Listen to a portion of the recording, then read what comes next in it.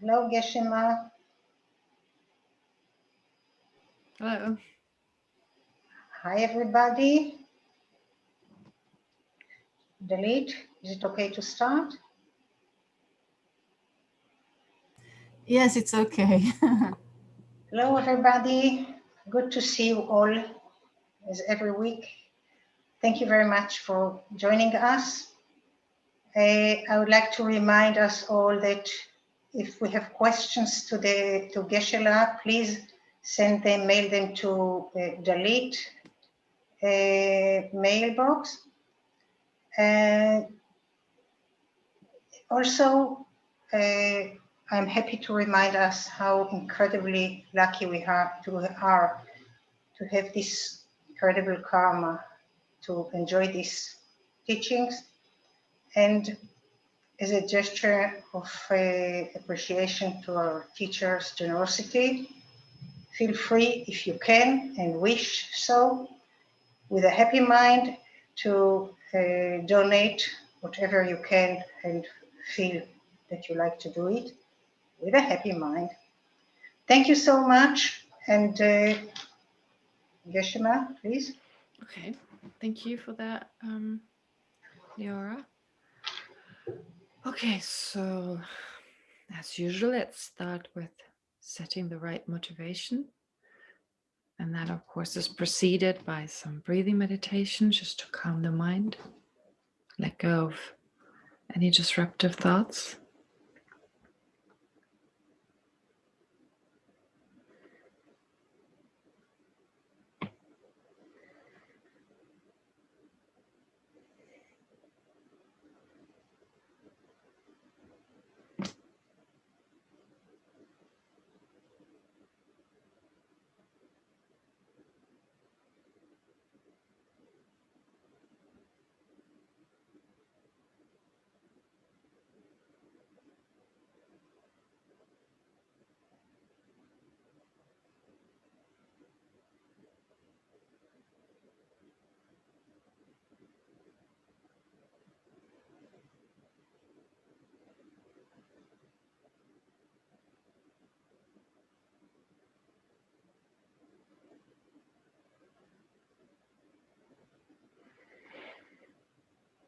Now, in the space in front of you,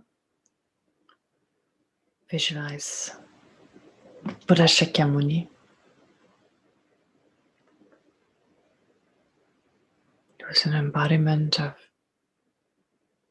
wisdom and great compassion.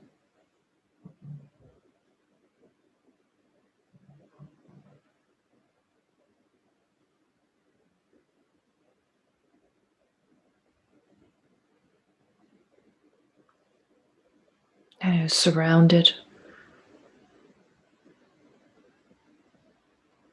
by his followers, the great masters of India, like Nagarjuna, Ayadeva, and so forth.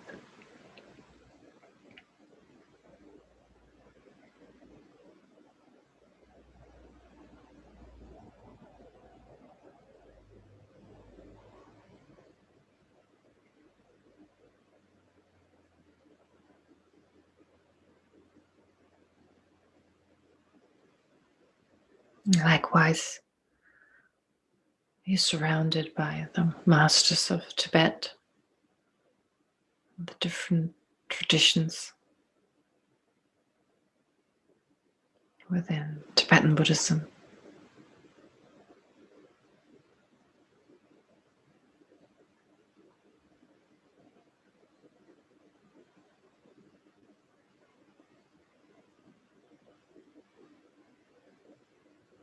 And by the masters from the traditions from other countries.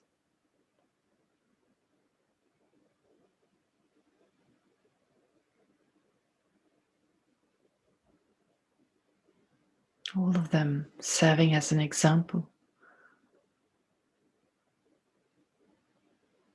for us to understand what we can achieve with our own mind.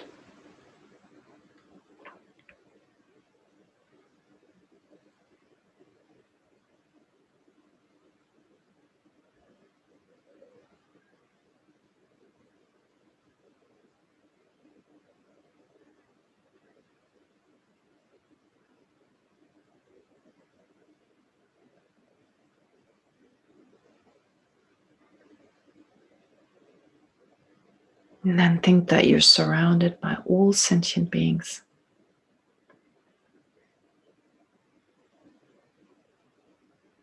Appearing in all different forms.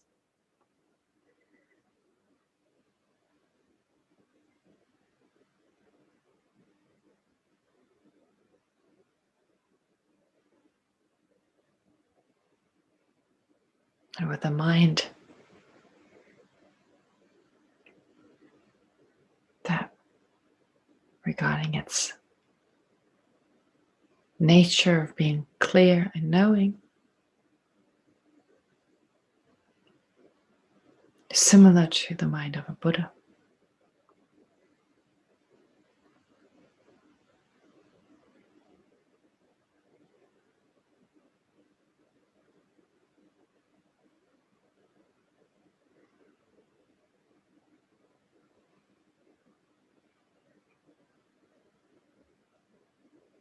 But their afflictive emotions and wrong views not being in the nature of their mind.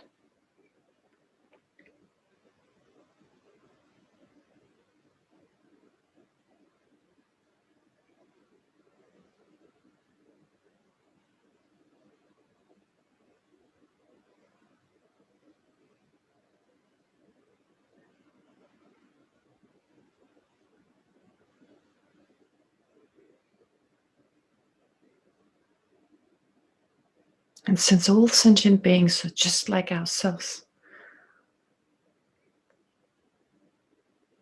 and that they don't want to suffer, don't want to have problems and pain,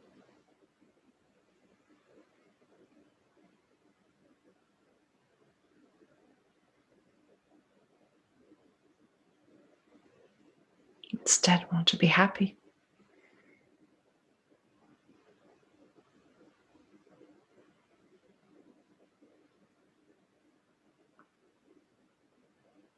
Let's generate affectionate love or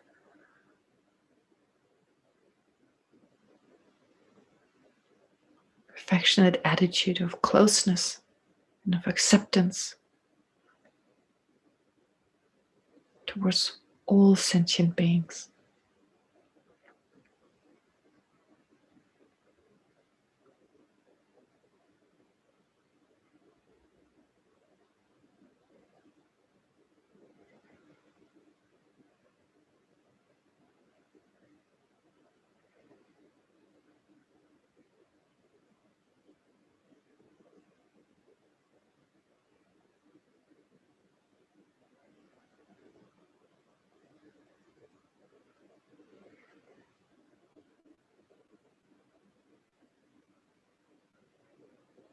And then this affection grows even stronger.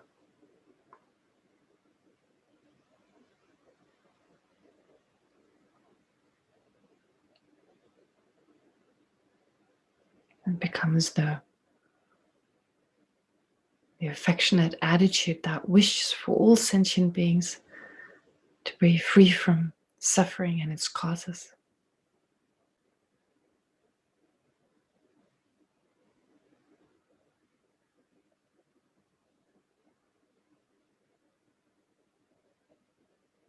To really wish this from the depth of your heart.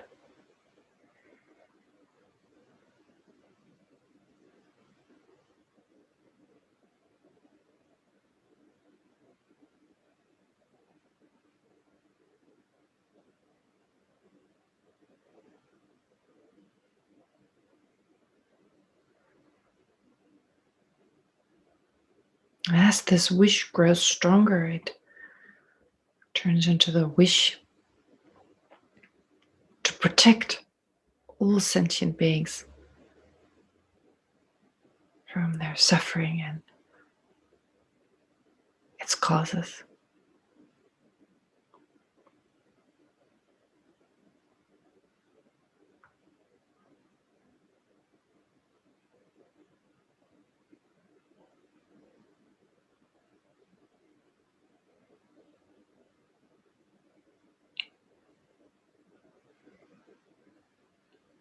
The sincere wish that comes from the depth of your heart. May I be able to protect all sentient beings from suffering and its causes.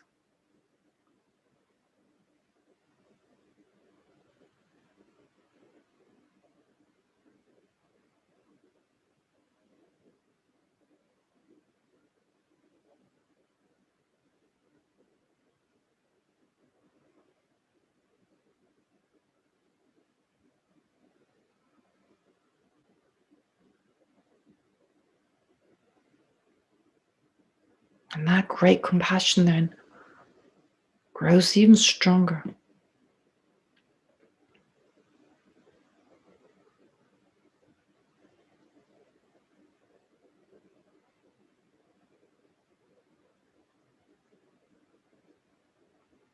So strong that it gives way to the special altruistic attitude.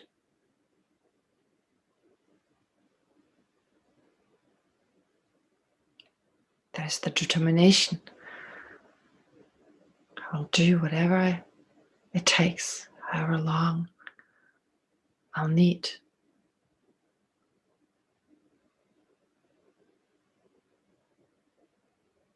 To protect sentient beings from suffering and its causes.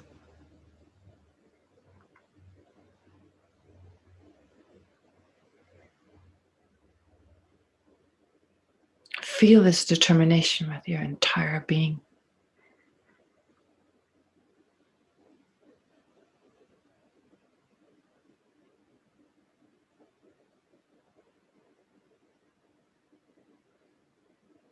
So that there's nothing more important than that.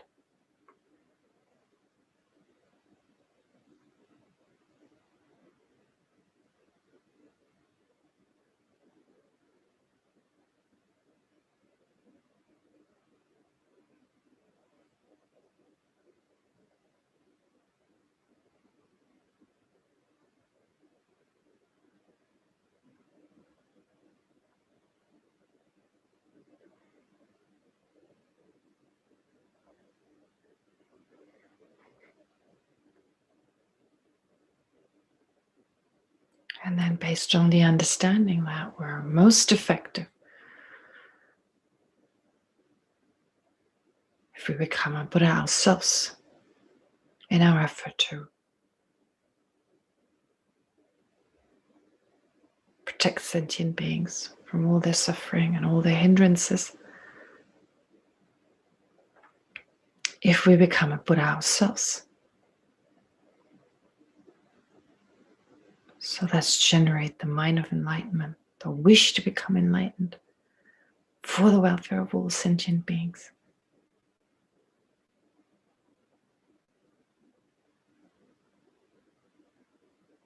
With enlightenment being a means to an end.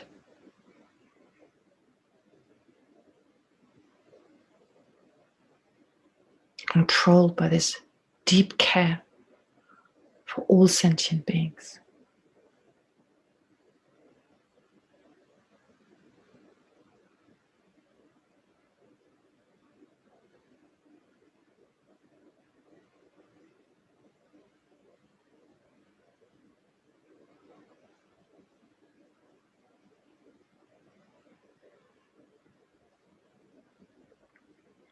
And it's also with this motivation that today we'll continue to study Chandrakirti's text.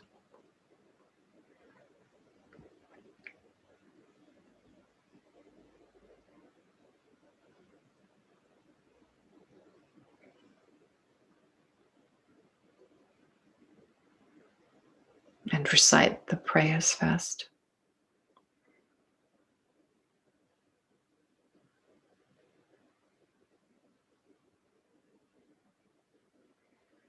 I go for refuge until I'm enlightened to the Buddha, the Dharma, and the Supreme Assembly.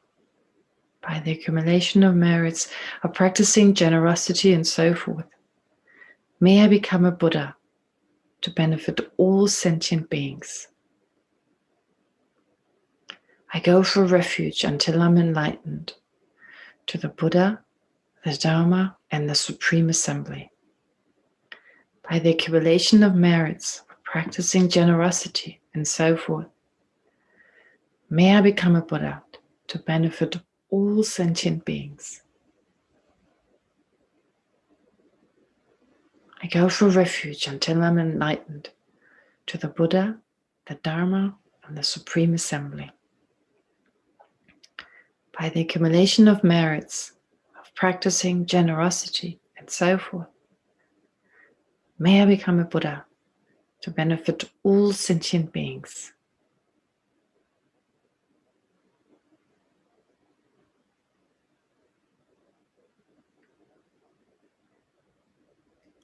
May all sentient beings have happiness and the causes of happiness.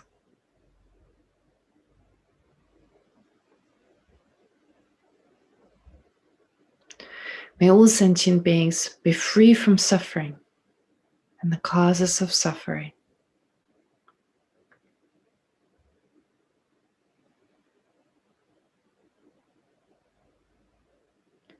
May all sentient beings never be separated from happiness that is free from suffering.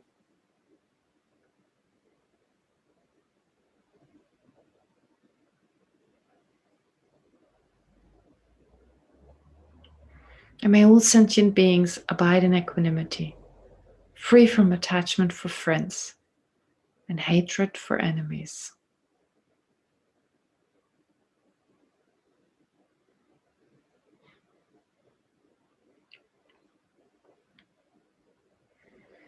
And now to accumulate a lot of merit in order to understand Chandrakirti's words better than before.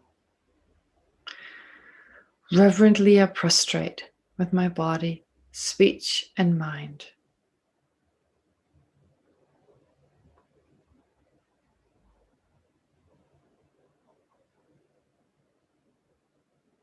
I present every type of offering, actual and imagined.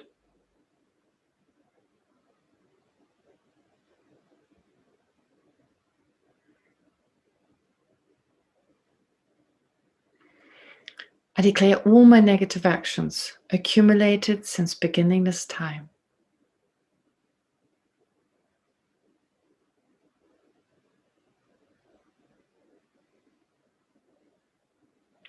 And rejoice in the merit of all holy and ordinary beings.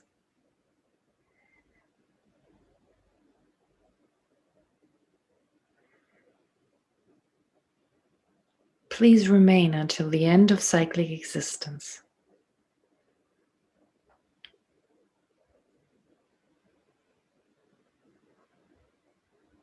And turn the wheel of Dharma for living beings.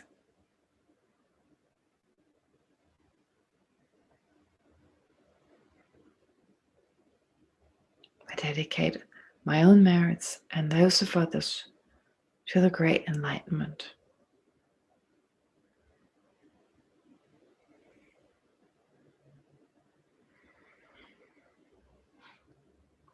All right.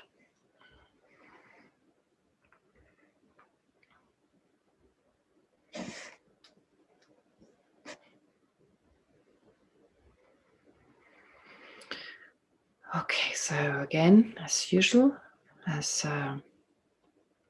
some suggestion for what to do next week, to spend the next 7 days reflecting, of course, on what we've been doing so far, what we learned today.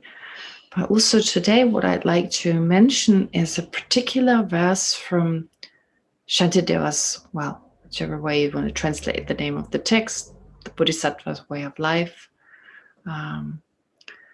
Anyway, this text by Shantideva, there's one verse that, well, His Holiness talks about it a lot, mentions it a lot, explains it again and again. And the Tibetans, oftentimes, many Tibetans, they actually live by this verse. And you're all familiar with it. It's, well, loosely translated. If there is a remedy to a problem, why worry? If there's no remedy to a problem, what's the point in worrying? Or using a different, slightly different word, maybe even better. If there's a remedy to a problem, why should we get upset? If there is no remedy to a problem, what's the point getting upset? Like I said, a lot of Tibetans, there are different degrees to that, but in general, a lot of Tibetans actually live by this verse, actually practice this verse. And upon first hearing it, it seems almost impossible, like getting upset, worrying, getting possibly angry, and so forth. all that seems so automatic. It's almost like telling me, don't start to sweat, or don't get cold, don't get hot. Just as those are just automatic kind of responses to certain, well, circumstances. Well, likewise, it seems getting upset is something that just happens automatically. Like, how can you tell someone, don't get upset? And how can that really help us? I mean, in certain situations. But of course, like everything, and this is something Shantideva tells us similarly in a different verse, there's nothing that doesn't become easier with familiarity. So in other words, there's nothing that through familiarity does not lead to change, especially mental change. So therefore, from what we've learned so far, to really make that our mantra, to really bring this into the center of our life. And if you've not already done that, well, definitely start doing it with this, well, within this week, and next we will talk about it again. And His Holiness actually usually explains this verse in a very beautiful way. Basically, what he says is, well, if a problem arises, and this is not necessarily what he says, but let's face it, we live in samsara. If there's a week without a problem, we should actually worry. We should start getting like, what's going on? I'm in samsara. Why is there not a problem? So basically, it's part of our life. It's the nature of samsara to experience difficulties and so forth. As long as we have the self-grasping attitude, to one degree or another, there'll be difficulties, there'll be unpleasant situations. So we shouldn't be surprised that that's the case. But then when they arise, as His Holiness says, well, to analyze the situation, to check, is there something I can do about it? Is there a way I can deal with this problem? And of course, if I find there is a remedy, I can, do something about it. Well, why get upset?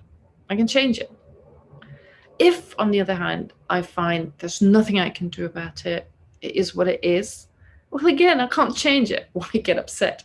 On top of the problem itself, on top of the situation, if I then get upset, well, it's a double problem. It's twice as bad. I mean, the problem itself, and then me getting depressed about it, being upset, and so forth.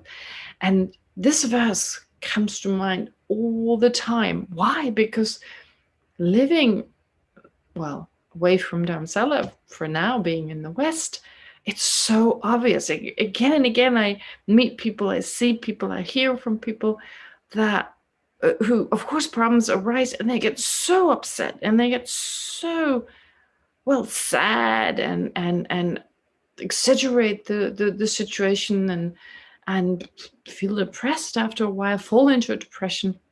Well, in many cases, they could just, there's a remedy, they can counteract the problem, they can solve the situation, or sometimes they can't, and, well, they're unable to accept it. And so much suffering and so much worry, so much energy is spent. So there's so much worry, there's so much suffering, and people spend so much energy getting upset and well, doing things that certainly don't solve the problem. So definitely to recognize this within ourselves, if that's the case. Am I getting really upset about every tiny little thing?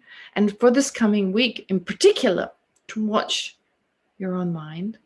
What's happening? Am I getting upset? Of course, there's going to be a problem. In fact, it's almost like if everything goes too smoothly, and I've spoken about this before, it means we're using up all this positive karma.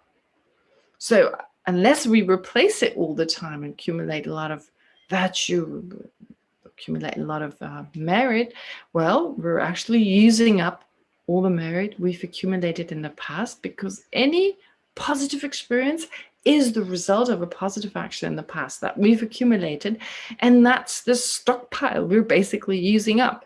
So as I said, we need to replace, of course, and we're trying to do this here with the prayers which at the beginning, and of course the greatest way to, and His Holiness said it many, many times, the best way to accumulate a lot of merit is to generate bodhicitta again and again and again. And of course that should be your guiding light, that should be your main practice.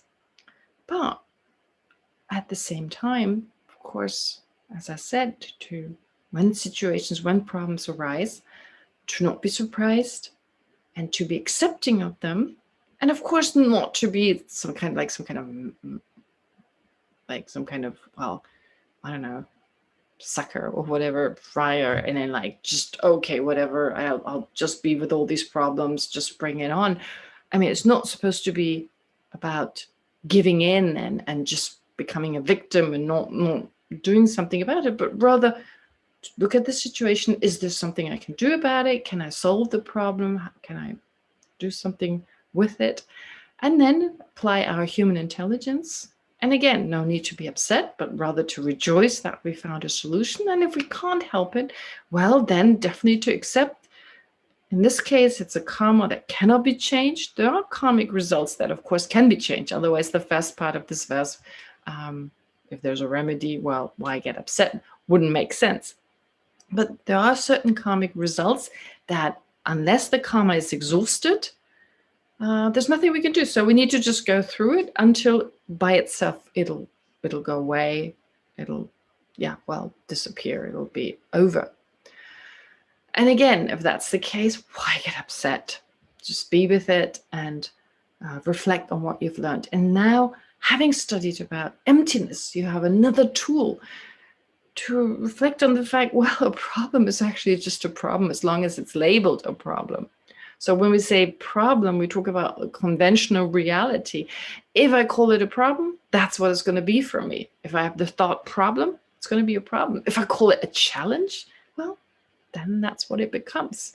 So in a way, if you want to find a solution to a problem, look at it in a different way. It's an opportunity to use my intelligence, to use my patience, if it's a problem with other people.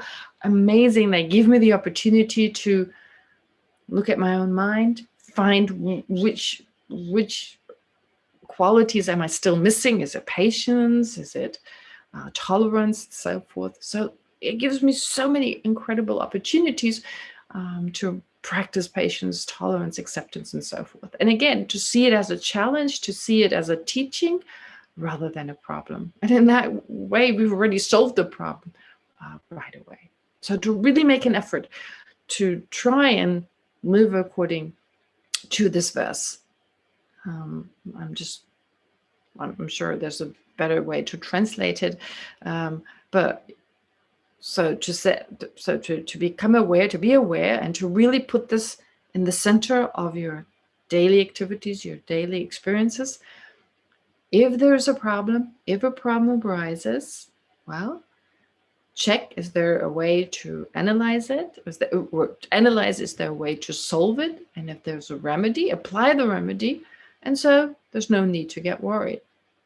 No need to get upset. If there is no remedy, what was the point getting upset? So to be more accepting of the situation. All right. So that's what I would like you to do for this coming week. And then next, we'll continue with the text. There's still some questions that I received. So you're welcome, of course, all of you. If you've got questions, you can always ask. I just had this thought early on, if it's maybe to do with the prayers, if it's something that you feel, doesn't relate directly to Chandrakirti's text, but you're welcome to ask about that. Feel free. And if you don't want me to mention your name, of course, please let me know, and I won't mention it. But then also, we've still got some questions from Jim, and Dalit very kindly sent them to me. I got two emails actually from him. Well, I got another one on Thursday, but then there's still a few questions that he asked from before, and so I won't read them, but just to summarize them, he always gives extensive explanation, which is very helpful for me to get a sense where he's coming from. And in one question, something he says is like, and I think I may have already mentioned it maybe, but he's saying that, I mean, we studied mind only now, and why do we have such a problem with the mind only explanation that there's no physical objects. Why not just take that on? I mean, why not just accept, I'm trying to find it. Why not just accept the mind-only version that there is no external phenomena? Are we so attached to the physical world that we need to stress external phenomena? And we can just, of course, refute inherent existence of phenomena, and in that we refute inherent existence of the mind. So that part we take on from the Prasangika school, since it makes a lot more sense. However, why not? I mean, we know that phenomena out there don't exist the way they appear to us. That if we take quantum physics, just on that very subtle level, the way it's explained, really, it seems to be mind only, that there really is just the awareness, the observer, and everything else arises as well, coming from the observer. And looking at the particles, these solid things that we perceive right now, again, then they're far from solid. There's very little solidity. There's much more space, actually. I mean, these atoms consist mainly of space, which means that which seems so, the environment around us seems so full. In actuality, it's 90% space, empty space. So I think that's the point he's making here. Why don't we actually take on parts of what the Chittamatra school says? And actually, we do. Actually, we do exactly that. I think I've mentioned it before, and I just need to stress it again. Something my teachers have mentioned many times when we studied the Chittamatra school. I don't exactly remember their wording, but they said something to the effect that, well, we never move away from the Chittamatra school. Once we study the Prasangika school, we never move away from the Chittamatra school to the degree that we may expect. Actually, we stick with this school to a certain degree. There are some adjustments, but in the end, it's like Jim suggests. I mean, is there an external, solid, objective world? Not at all. The Prasangika school is very clear about it. The way we perceive this world around us, as I said, as if they were solid and concrete. And what I see right now, the kind of almost instinctive assumption that everyone else sees the same thing. That for them, well, what I see, everyone else sees. So my mind is just a looking glass into the world, or to use Jim's words, a telescope into the world. And so if you've got your own telescope, you just see the same thing. That's not at all. That's totally refuted. So therefore, it's 100% subjective, number one. Imprints still play a huge role. So whatever is left on our mind due to karmic, of course, karmic imprints from a previous life, but just even within this life, the way I was brought up, my own attitude, my outlook, my attitude towards myself and others and so forth, all this plays into the way we look at things. And so it's 100% subjective. There's no objectivity in any way. In fact, that's the object of negation of emptiness, objective existence, inherent objective existence. So therefore, really, we're really just saying, yeah, conventionally, there is external phenomena. There is a conventional existence. There's an external existence. There's no need to deny that. There's no need. I mean, the need that the Chittamatra school sees, the Prasangika school just doesn't see. Why? Because just as the external environment exists non-inherently, merely conventionally, well, just as the mind does. So just as the mind exists in that way, the external environment does. And just as the external environment only exists conventionally, so does the mind. And it whichever way we put it, but we can still distinguish between a conventionally existent mind and conventionally existent outer world. So in that way, we do what Jim suggests, but we still allow for this conventional, because there's, well, as I said, whereas Chaitanya said, not me, but we're not trying to contradict the world, only with regard to a certain perception of the world which is the cause for all our trouble. That's that's really all Buddha does to refute that. But it's not saying that there are no tables, no chairs, and so forth. So, in other words, that there's no external environment. Okay, all right. So I hope I've answered this question with regard to this particular issue. And then another question he asked later on, and I'm no longer sure that I've answered all these questions so far. So please, Jim, ask again if there's something I've left out.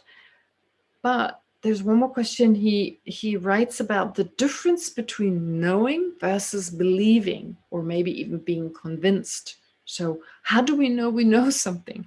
How do we know versus we're just convinced? Very important question. It comes up a lot, in particular in the context of logic or epistemology. Epistemology about where we also learn how do we gain knowledge, which means do we have to come to an understanding through direct perception, through correct reasoning, independence on another person's statements, explanations. So that's a huge part. That's a huge part of the study of pramanavartika, or logic, as it's called, epistemology.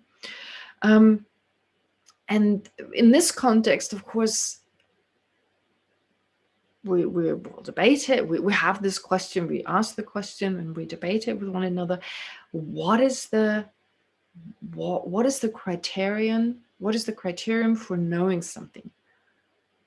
How do I know that I've realized something, and how do I know I've just been convinced in it, 100% convinced, but I have no knowledge of it yet? Very difficult to determine, very difficult. But one way we used to talk about it as part of our studies was, well, if you realize is another word that's used to know something, to realize it. If you really have realized a situation, a phenomenon such as impermanence and so forth, well, firstly, doubt cannot arise as long as this knowledge is still freshly there. Of course, you can forget that you've once known it. Well, from life to life, it can get lost, if you like, at least for some time, that you forget that you've ever known this.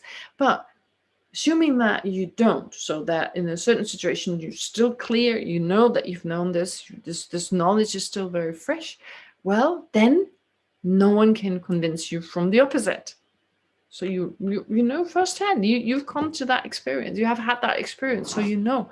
Versus believing, so you're convinced, to a certain degree, but if someone comes along and tells you this, that, and the other, you're likely to be convinced to have doubt. So that's one way that doubt may still arise if you believe, if you're convinced in something, versus knowing about it. That's one distinction, I'd say. And of course, you can still debate.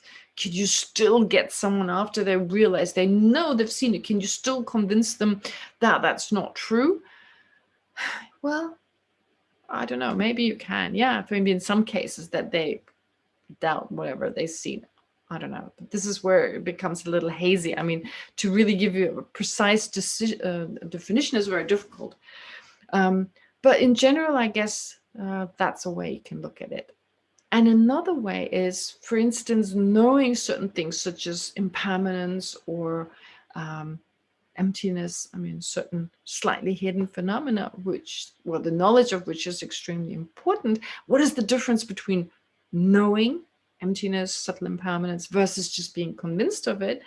Well, that it really affects your behavior in a profound way, in that, well, of course, our afflictive emotions are mainly governed by misperception of reality. But if you've had a first-hand understanding, and although it's just conceptual, if you've had a realization and a knowledge, you have a knowledge of the subtle impairments or of emptiness in particular, it affects your behavior in a way that's quite different to just being convinced, just believing in it. So it has an impact on your behavior as well, for other people possibly obvious, or at least noticeable. And for us, of course, too, that we react quite differently to certain situations and so forth. So subtle impermanence, for instance, just we will act differently. But you can tell, Jim, already that I need a lot of words to explain this, so there's no clear-cut definition I can give you. But an important question, very important. Okay, so he's also given some examples. Oh, right, like if you do meditations, if everyone does this meditation on the ground is covered by skeletons, well, when you do this meditation, you do know that this is not the case. It's the same as Donglen. I mean, even when a Lama gives us instructions on doing Donglen, they always make a point, well, it's not realistic. Let's be let's be realistic about it, telling us, well, it's not going to happen. You're not going to take sentient beings suffering. So they always stress that. And still, we're encouraged to do this meditation. There's certain meditations that are not realistic in that they're not considered to be wrong views, because a wrong view happens without your knowledge. You're just fooled by the situation, by your own mind, versus the kind of meditation you do when you do Donglen or visualizing the ground covered by skeletons and so forth. You do it on purpose. You know from the beginning that that is not the case. And his question is, can you actually, as a group of people, come to believe it? Well, I guess no. If you do it properly, well, you still know it's certainly done for a certain purpose. And let's say you don't, and you actually start seeing the environment covered in skeletons. But seeing means you don't see it with your sense consciousnesses, but rather with your mental consciousness. So if due to a certain meditation, visualizing you're in this pure realm and so forth, and you in the next life actually reborn in a realm where you are in this pure realm, well, that's a result of, well, partly of doing this particular visualization. But again, these realms, of course, are not objective places that we're literally born into the way we like to think when we use still those words, but they're a reflection of our own mind. Like, of course, there's a world with, we're saying we live in the human world as if it was like a place you can get a ticket for. But actually, in this human world right now, there's also the Preta world and there's the Hell realm. There are all these realms existing at the same time, because the physical world we live in is really just a reflection of our own mind. And again, leading us to the first question Jim had about, well, physicalities, do they really exist? Well, no, only subjectively. We still call them the physical world, but they're a reflection of our own mind. Okay, so in that way, therefore, with regard to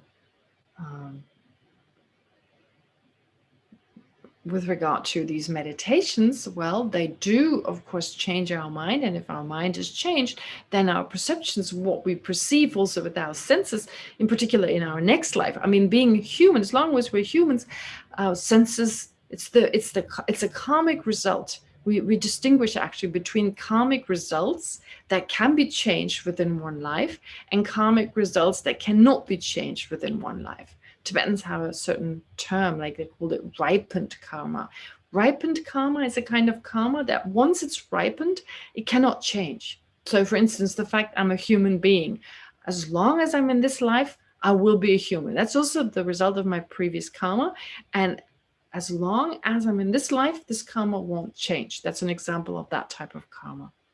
And my senses, the sense perception that I have, is part of that. I have this sense perception. I have human sense perception. So that won't change. Of course, it may degenerate as the older I get, the less I can see, the less I can hear, and so forth. Yeah, there's a weakening of our sense perception, but I don't, as far as I learned it, the ground being covered in skeletons, I'm not going to start seeing skeletons suddenly. So therefore, it's the mental consciousness that is affected. And only then in the next life, then we may be reborn with different sense consciousnesses, again, as a ripening result of a previous meditation. This is how I remember it. I don't think that we actually start literally seeing the ground being covered, but I could be wrong about it. Anyway, the point is that there's certain ripening karma, and part of certain diseases can also be part of this kind of ripening karma.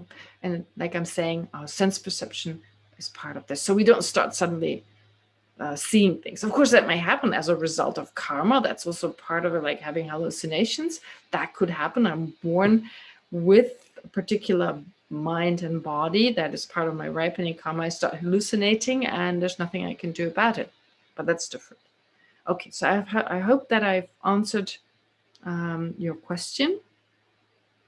And again, yes, on the mental level, there's a lot. I mean, yes, definitely our outlook changes. I mean, I don't think we see things completely different without sense consciousness, but whether there's a feeling of pleasure when we perceive something with our eye consciousness or not, that is very much affected by our mental consciousness. Okay, all right. So I hope I've been able to answer your question. So let's go back. What time is it? Okay, let's go back to the text.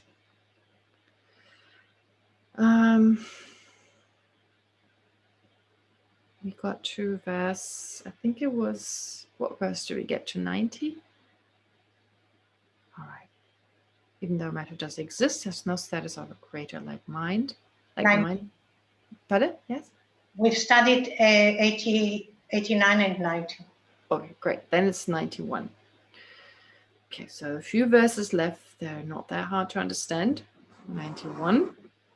Okay, so while remaining within the truth of the everyday world, all five aggregates known to the world do exist. When we speak of the arising of the, how do I pronounce that? I forgot to look it up. Gnosis, I guess. Gnosis of suchness. Then for the yogi, these five aggregates will be no more. Here in verse 91, Chandrakirti summarizes the true truth. So let's not ignore the true truth. The first two lines express the conventional truth, remaining within the truth of the everyday world. That's conventional truth. The five aggregates, right? Conventionally, they do exist. And the five aggregates is actually, and I've said it before, but samsara is the five aggregates. I mean, when I talk about samsara, what is my reality? My reality is my five aggregates. My samsara is my five aggregates. What my mind perceives, of course, is part of that. It's part of the aggregates, the object of my own mind. And so that's the conventional truth. And then when we speak of the arising of the wisdom directly realizing suchness, line 3 and 4, then for the yogi, these five aggregates will be no more. So from an ultimate point of view, from the perspective of ultimate reality, while realizing emptiness directly, of course, within that context, conventional truth do no longer appear.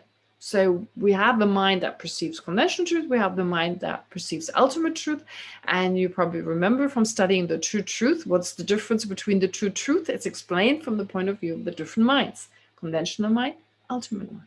All right, so very important to explain reality within the framework of those two, coming back to those two. And then he goes on to say, so if there is no matter, there's no matter, no physical objects, do not hold that there is mind. And if there is mind, do not hold that there is no matter. Okay, so the next two lines, they're explained together with the next verses. For the next verse, so here, well, first of all, if there's no matter, do not hold that there is mind.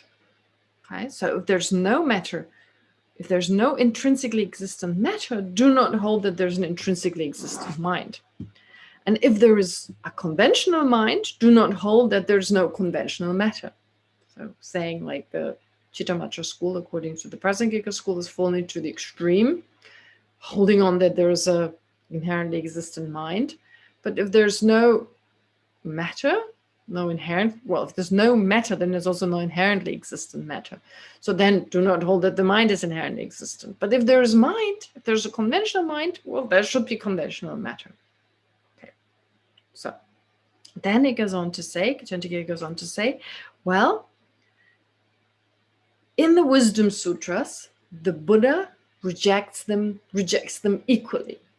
But in the Abhidharma, he speaks of the existence of both. Now, what he talks about here is that the Buddha, of course, taught things differently. In the Perfection of Wisdom Sutras, or the Wisdom Sutras, I hear the Perfection of Wisdom Sutras, which is the main source for the Prasangika school. In there, the Buddha was very clear, saying that phenomena equally lack inherent existence.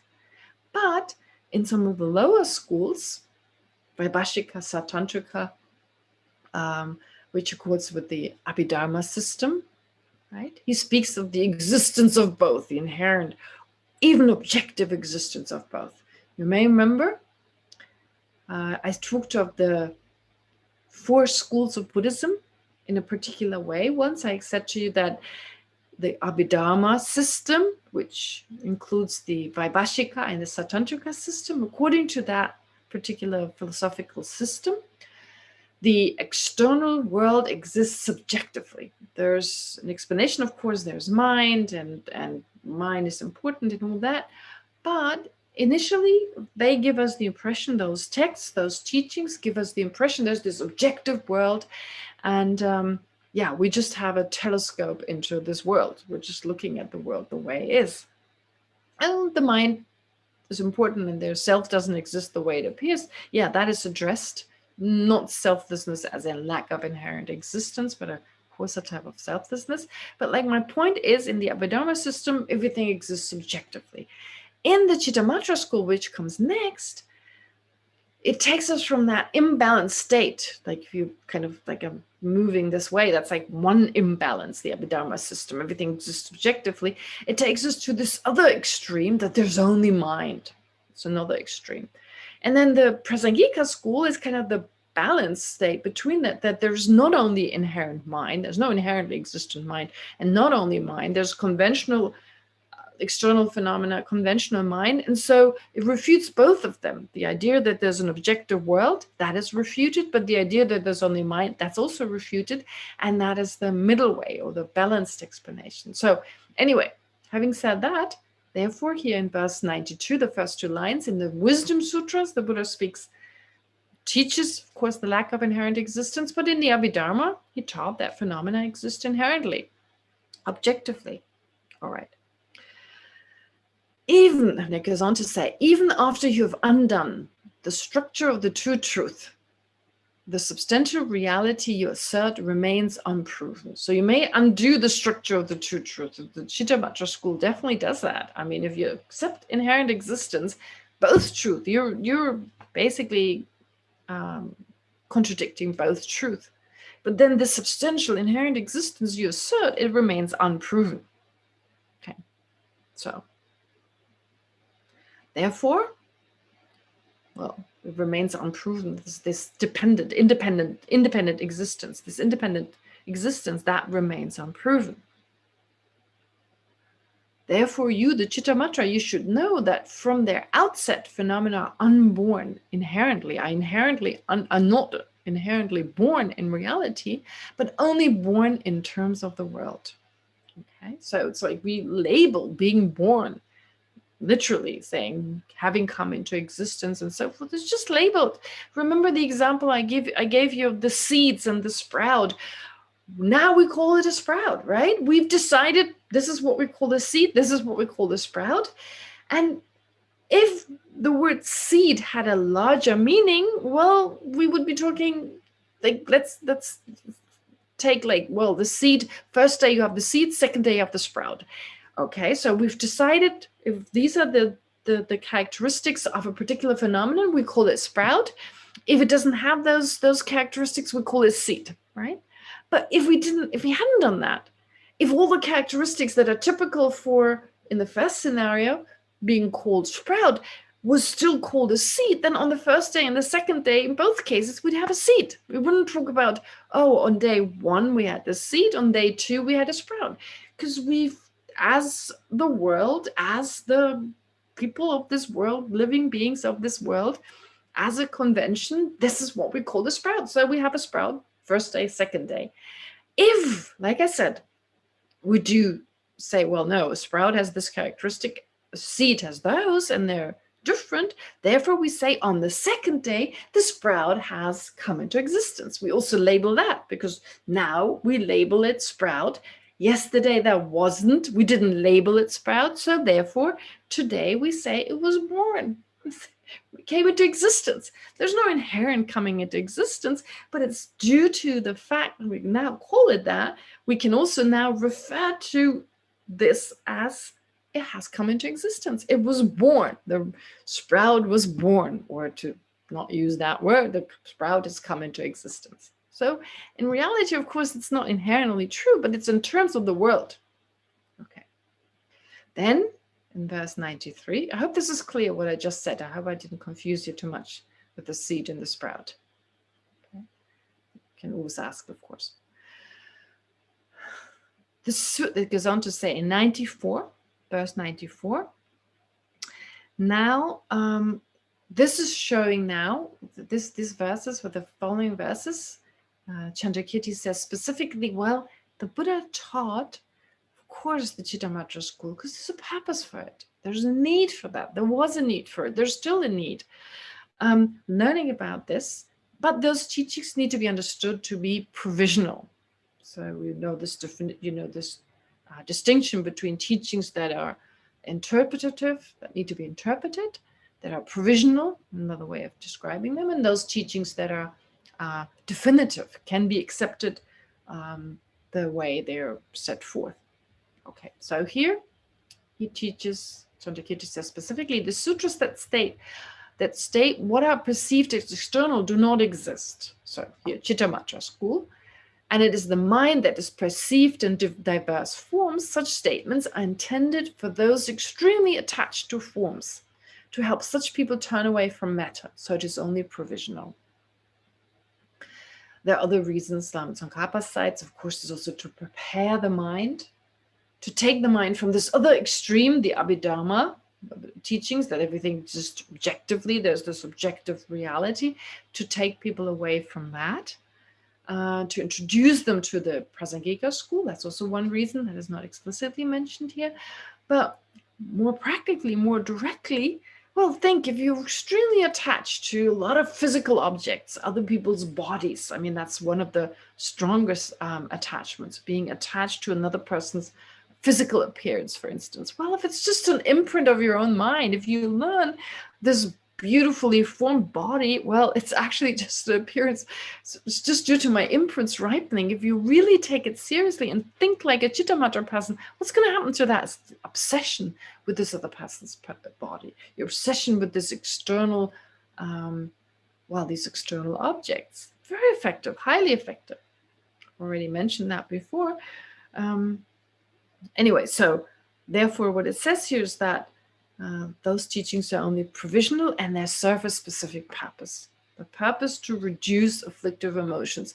And of course, one thing I need to stress is you may see this and go, and this is not going to do anything about my attachment, because I know it's not the highest school, and I just read through it and I go, oh yeah, nice, sounds great, but anyway, it's all wrong. And that's how we usually deal with it. We don't take it as seriously, because our problem is oftentimes that we study the Dharma when we hear study the Dharma. Okay, to us, studying the Dharma is like studying mathematics. We're used to it. I mean, just getting the information, understanding it, and that's it. What's next? That's why we don't want to hear teachings over and over again. We get bored. We want more information. We want to be entertained. And so if his homeless says the same thing over and over, we may just, nod off or start daydreaming. But of course, what we need to learn, and the masters of the past, the practitioners of the past have shown us this. When the Buddha taught the Chittamatra to some followers of the Buddha, even if they may have known this was not the final view, I don't know, my friend, I don't know, Shanti, or my friend Ashoka, or whoever, got a totally different teaching, and that was the Prasangika teaching when the Buddha was around. And I know, this teaching is from my own mind. All right, I'm getting slightly different teachings because maybe my mind is not ready yet. And, if I'm not full with the I've got such a huge ego, I can actually bear not getting the final teachings because I'm not ready yet. Okay, so I may even know this. And still, what I learned from the Buddha, if I do it in the right way, I really internalize what I learn.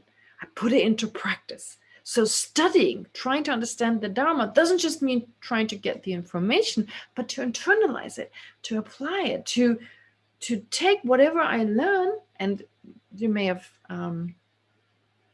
present when his Holiness taught Destiny Fulfilled. Was it Destiny Fulfilled? Yeah, it was Destiny Fulfilled. This is Nama Tsongkhapa's text, when Nama Tsongkhapa said again and again, I took it as personal instructions, or as instructions, which means instructions for practice.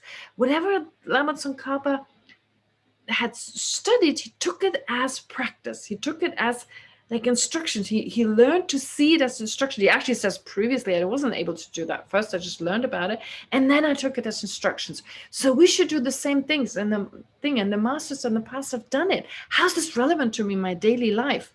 How can I now apply this to my daily life? How can I right now, right here and now, apply this?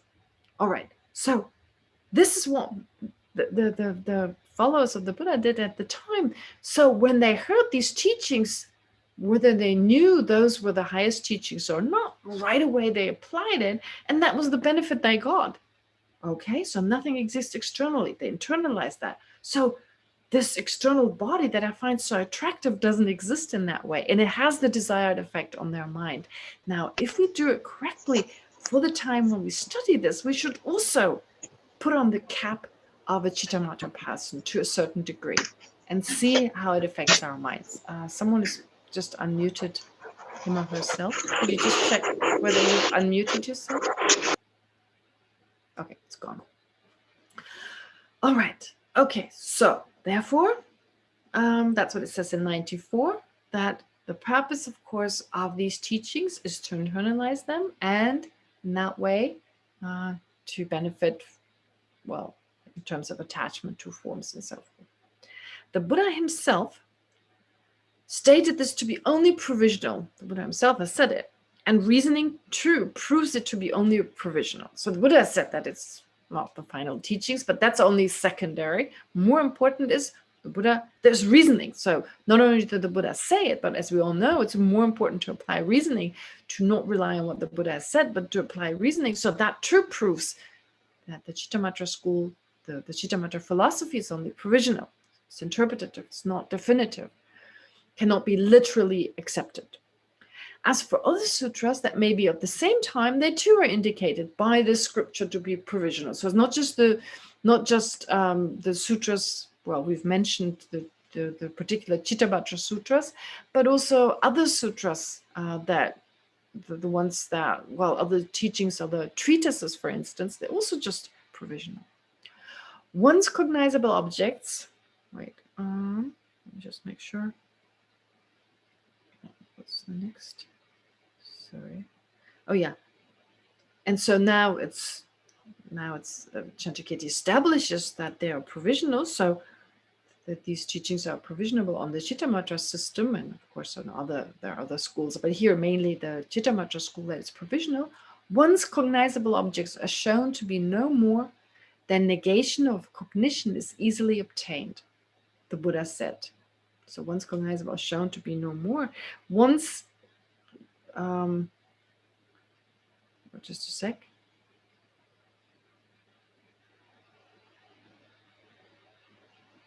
So, exactly.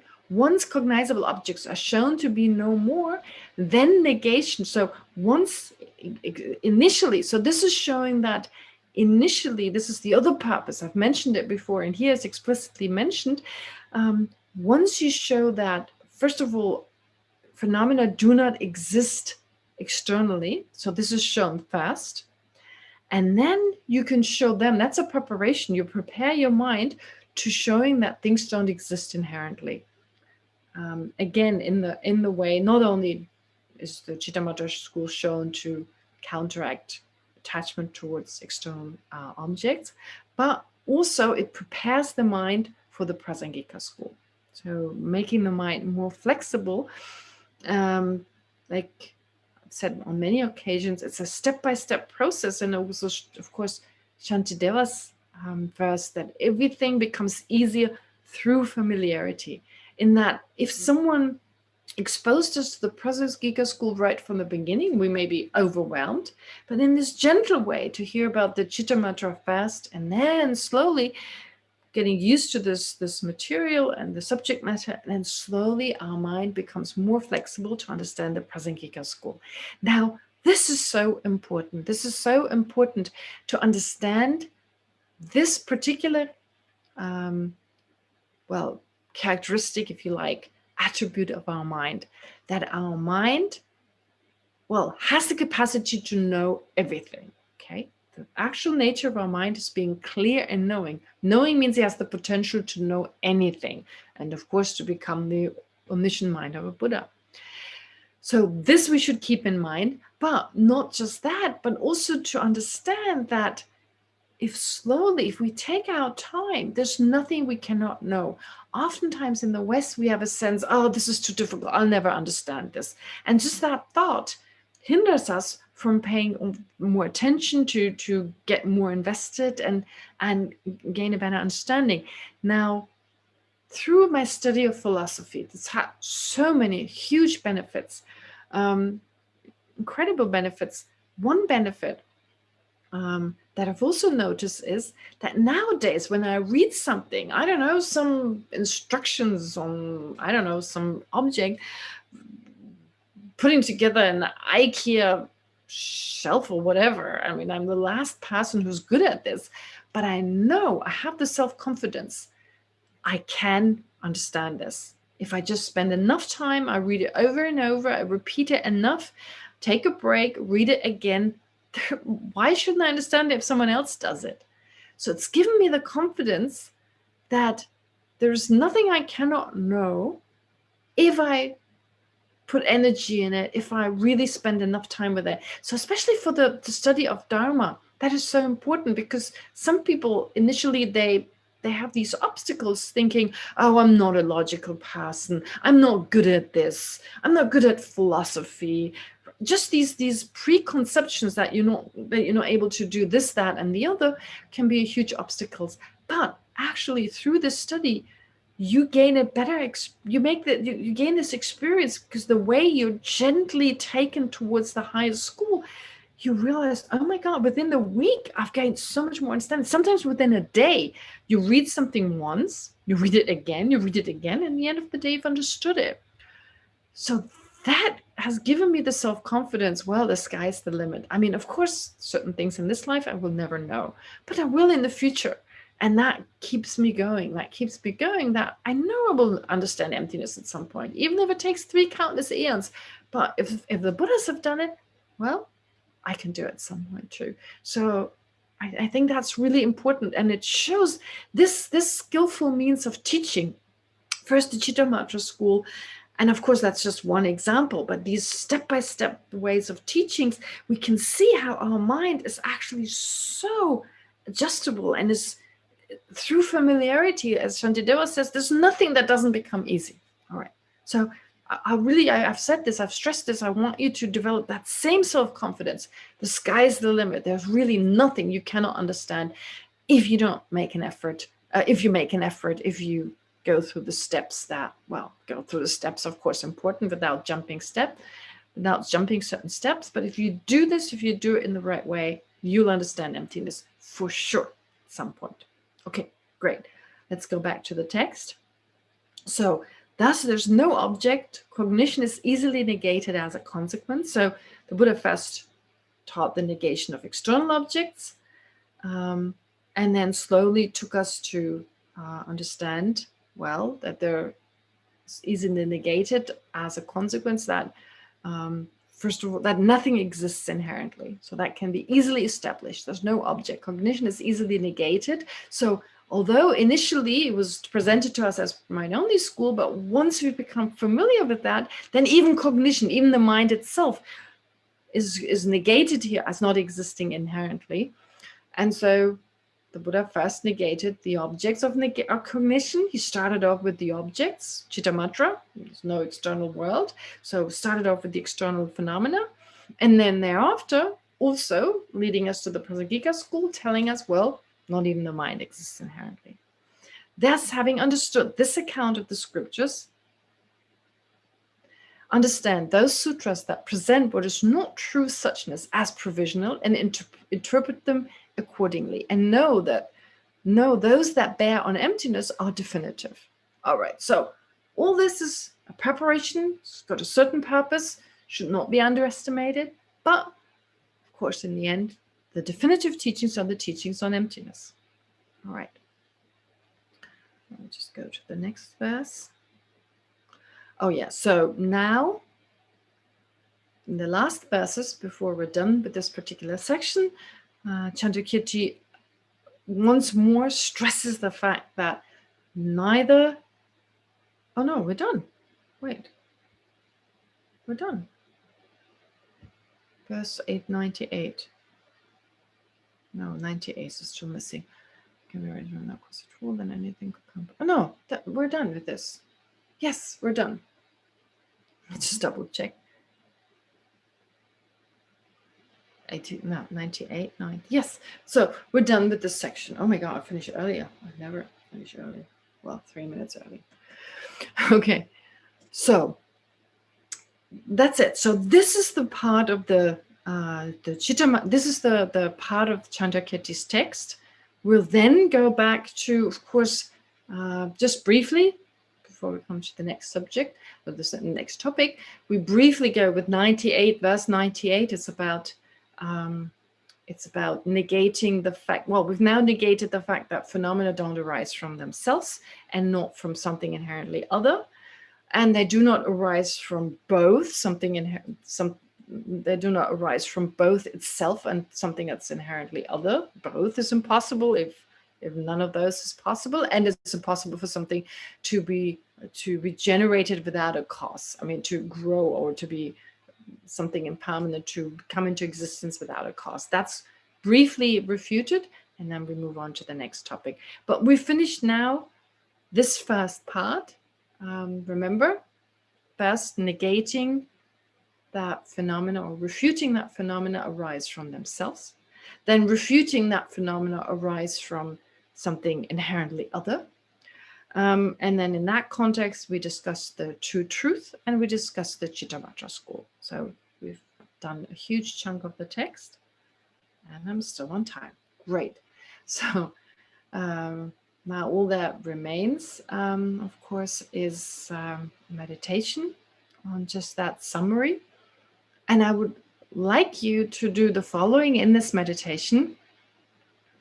I'd like you to do the following, to really put on the Chittamatra cap, okay, the way it was intended, the way it was intended by the Buddha, moving away from the Abhidharma system, that there's this external world, and I'll say a few words about that, to really put on the Chittamatra cap, think like a Chittamatra person, and then to move on to the Prasangika. To just quickly go through it to get a sense how this is meant as a stepping stone to the highest view. All right, so let's do this together. I said previously, if you have a question, you can always ask, and I made it sound maybe like we could do this today, but again, there's not enough time, and I'd like to start the meditation. But if there was anything that wasn't clear, that I didn't explain clearly enough, well, please send an email to Dalit. Thank you very much, Dalit. You've been great passing on all these emails. Sometimes I forget to thank you. Yes, so please feel free to do that.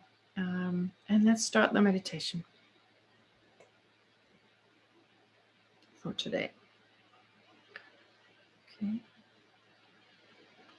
And as we usually do, we start with some breathing meditation to just let go of any disruptive thoughts,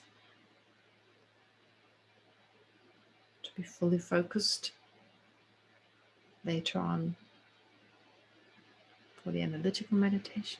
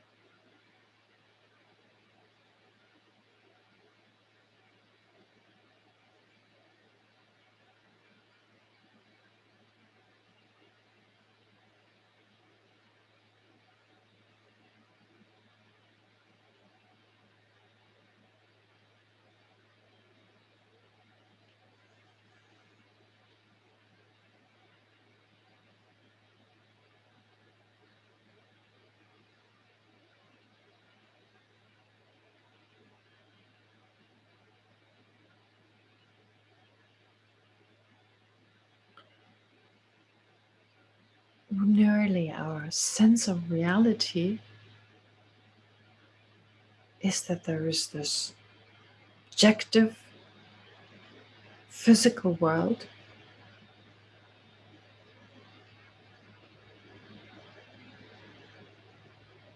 and that our sense consciousnesses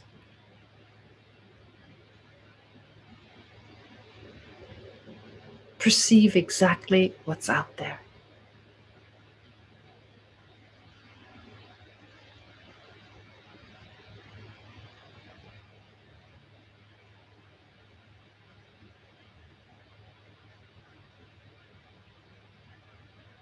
Try to check whether that is true in your own case, in your daily life.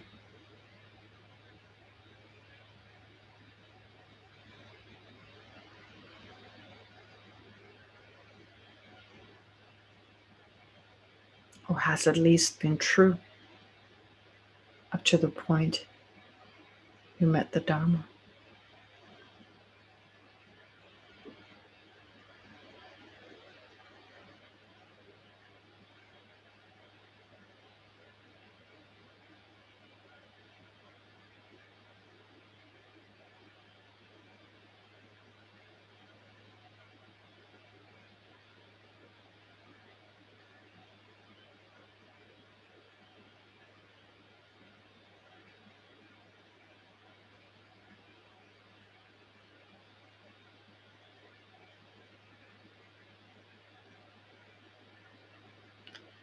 And then when we started to learn about Buddhist philosophy,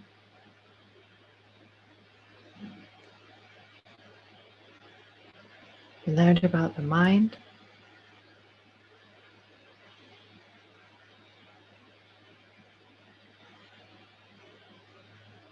suffering,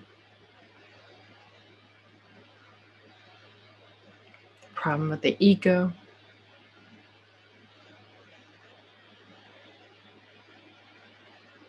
self-cherishing and anger and so forth.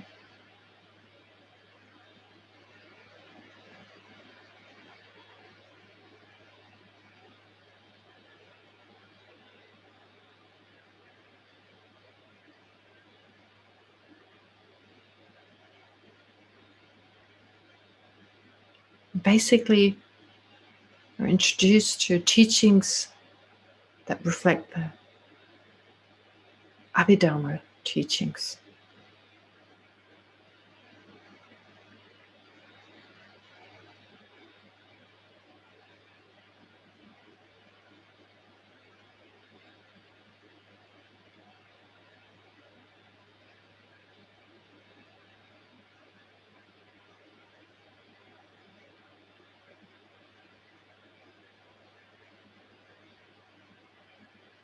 Still allowing for objective existence,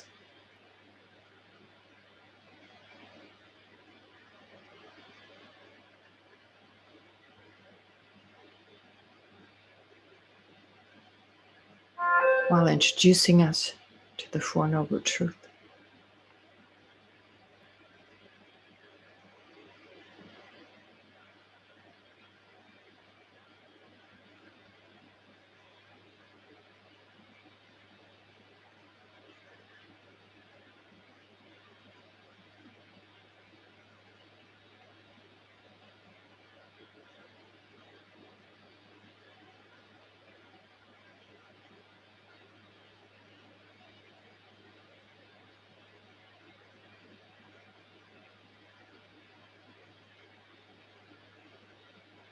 But then think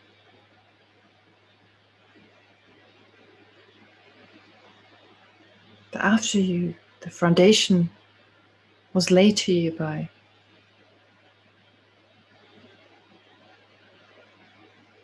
the initial teachings of the Buddha, you're introduced to the Chittamatra school.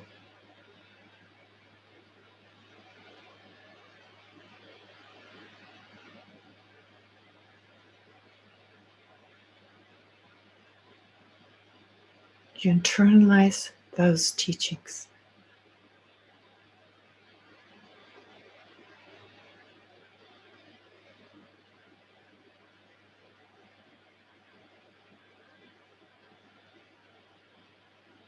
that there is no objective world.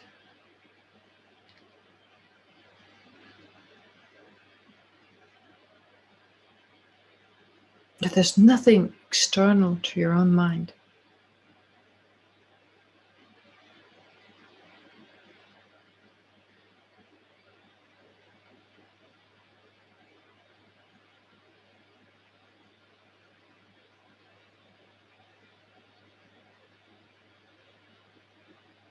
That all your experiences when you go to work, when you're with friends and family,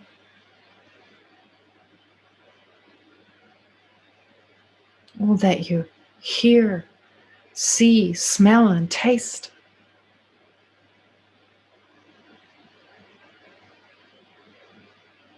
is merely due to the ripening of imprints.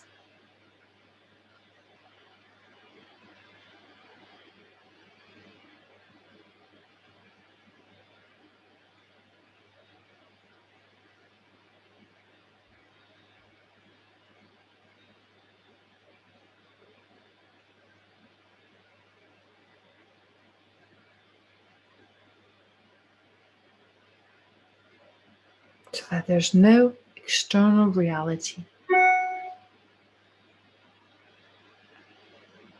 And that the center of everything is your own mind, an inherently existent awareness.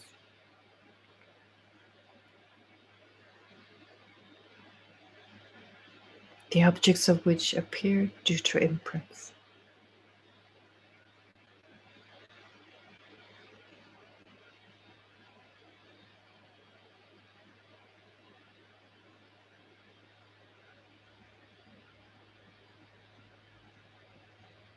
What does that with your attachment to physical objects?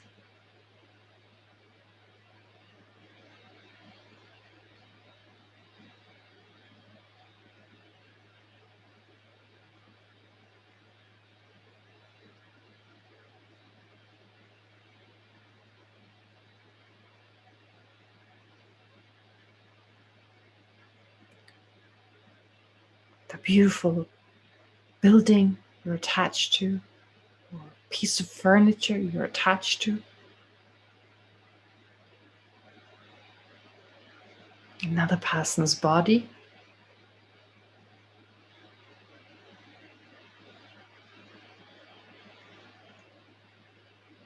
only appears due to the ripening of your imprints.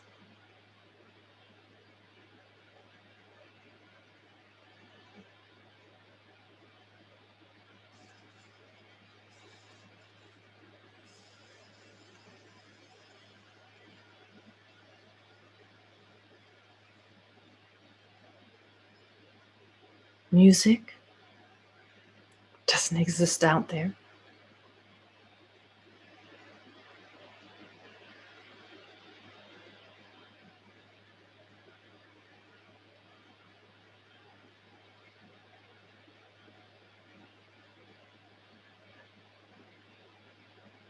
The smell of those flowers, the smell of the sea,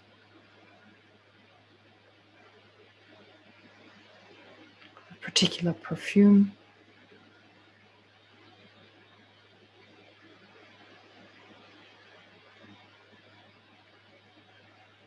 of another person, smell that you're really attached to, of your own child, doesn't exist out there.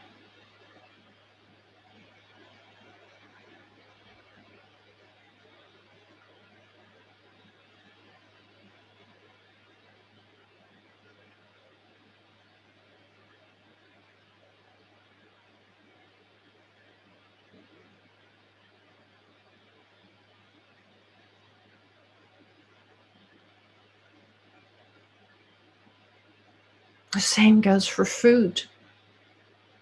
If you're attached to the taste of certain food items,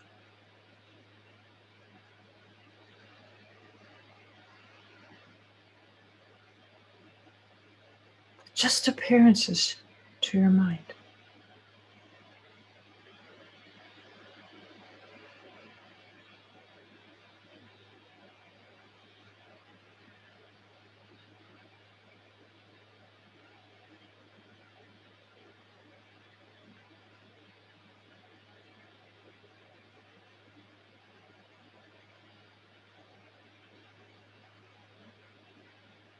What does that do to your mind to think that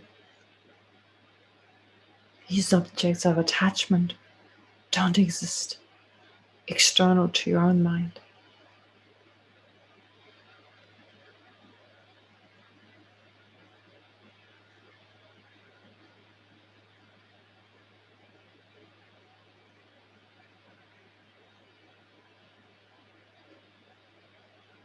And that your reality,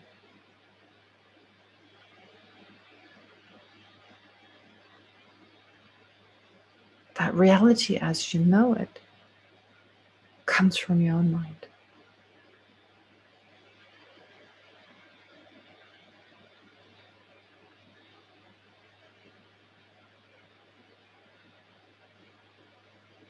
Scientific understanding that you previously thought to be objective,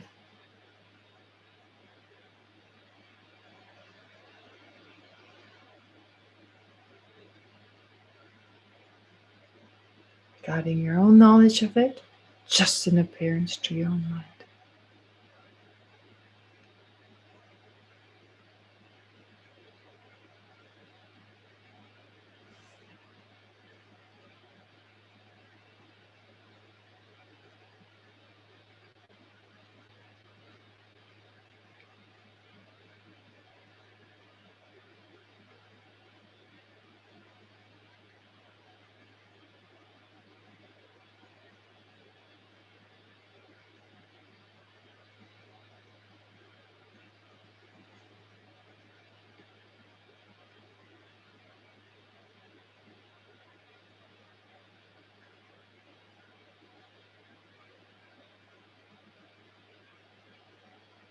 Can you see how your world changes?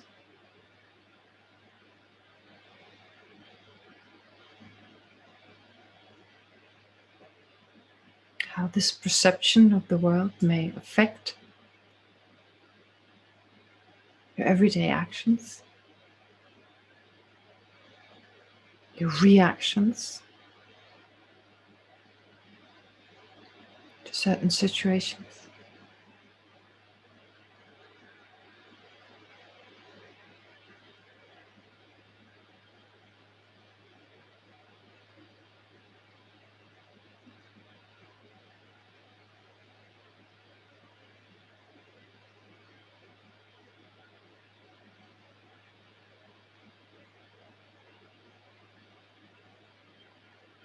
And now you're introduced to the high school. Your mind having become more flexible due to the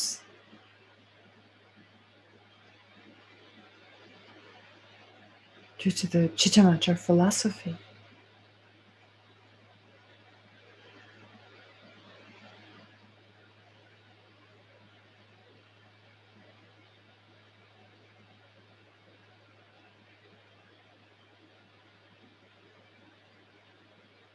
The phenomenon, nonetheless, despite moving away from the Chittamatra school,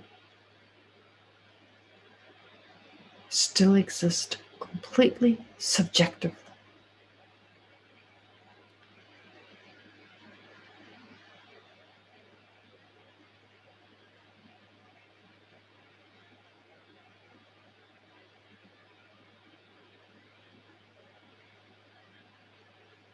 What appears to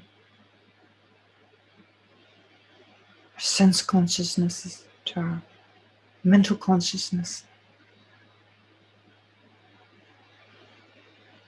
is the result of the karmic actions we've accumulated in the past.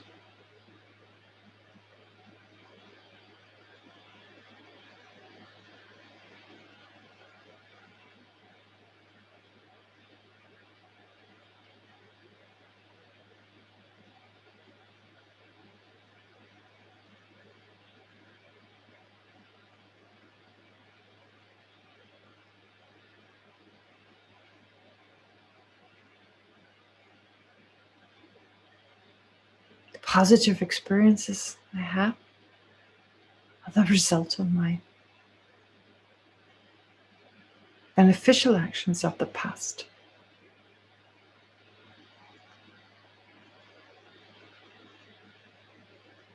while the unpleasant ones are the result of my negative past actions.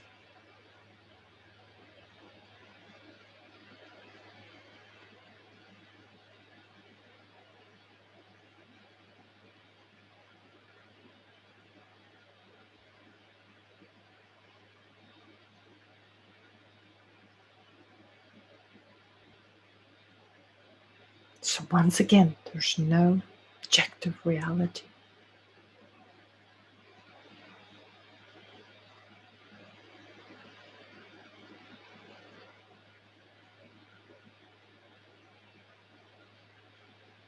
And although phenomena exist outside of our mind conventionally,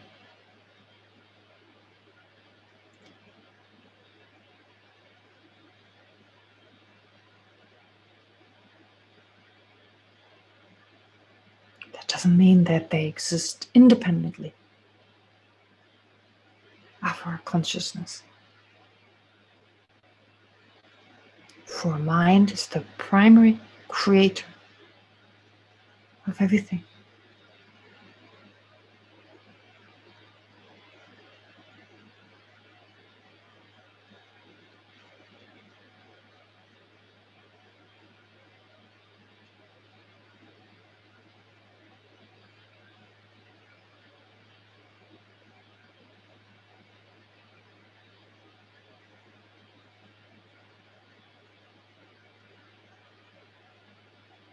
Yet that is only the case on a conventional level, while ultimately there's not even mind or consciousness.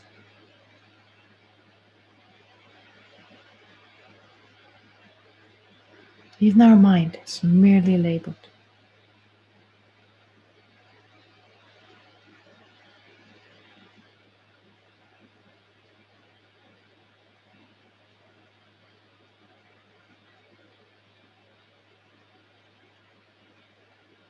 There's nothing intrinsic to hold on to.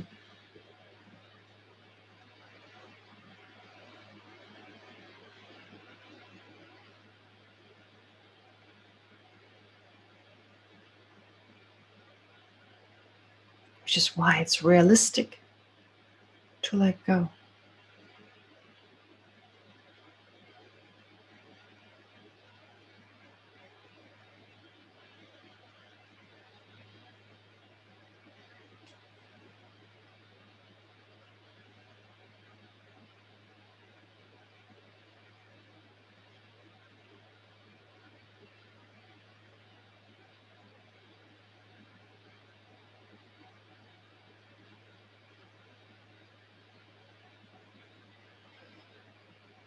And now, whatever insight you've gained through this short analysis, conclude this meditation by applying one-pointed concentration to internalize this insight.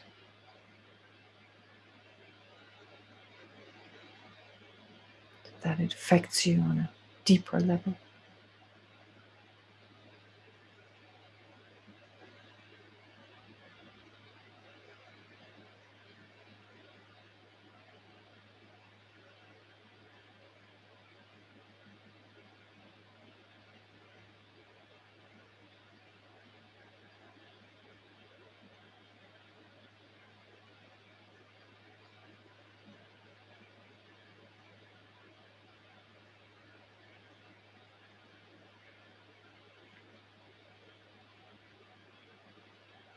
And then, of course, let's dedicate all the virtue we've accumulated in the last hour and a half towards the welfare of all sentient beings.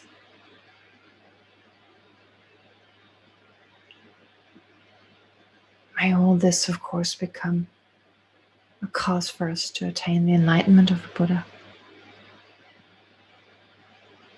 But even right here and right now, and affect others around us in the most positive way.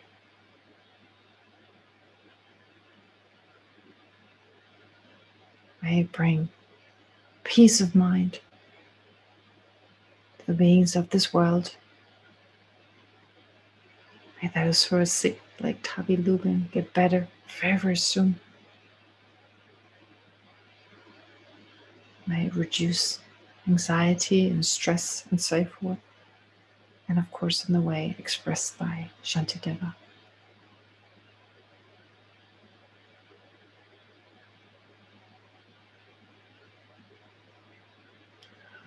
Can we have Shantideva's text?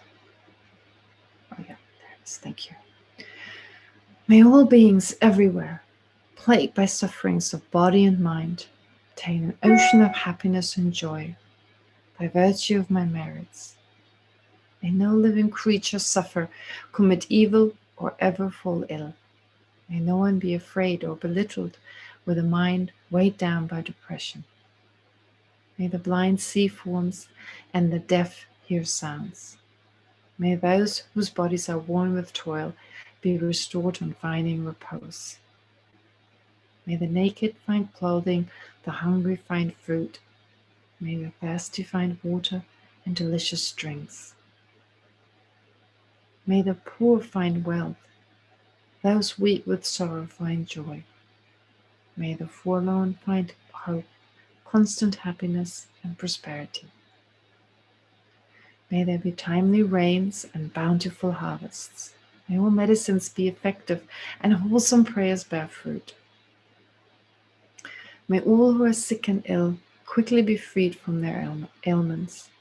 Whatever diseases there are in the world, may they never occur again.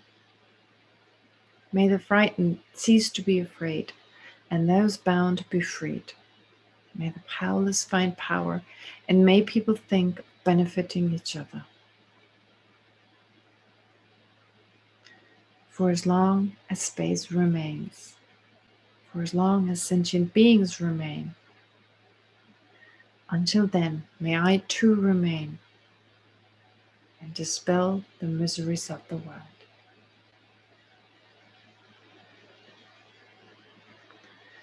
All right, thank you very much. And just to remind you of the verse by Shantideva, please make a special effort, besides, of course, not letting go. Mind of enlightenment, bodhicitta, of course, that should be the center of everything you do. But also at the same time, when a problem arises, to remember those words, and to learn to live by those words. If there is a remedy, apply this remedy. Well, investigate the situation, and if you find there's a remedy, apply the remedy. So why get upset? If there's no remedy, what's the point of getting upset? All right. Have a lovely week. Be well, and see you again next Sunday. Thank you so much, Geshe. You're welcome. Thank you. Thank you so much, Geshe. All right. Have a good night.